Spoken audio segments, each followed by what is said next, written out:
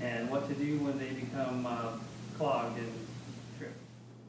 Garbage disposal is a helpful little tool, but sometimes they can become jammed and trip the circuit, in which case what you want to do is locate your disposal wrench, and there's a spot in the center for the wrench. You're going to place it in there in the center,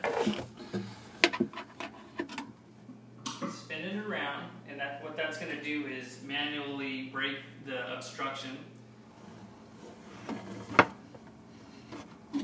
If you have an obstruction, chances are you're going to have to reset it, in which case there's a small red reset button.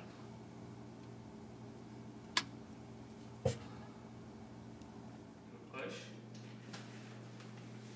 Then you're going to go back to the switch, check for operation, rinse down whatever remaining food particles may be left in the disposal.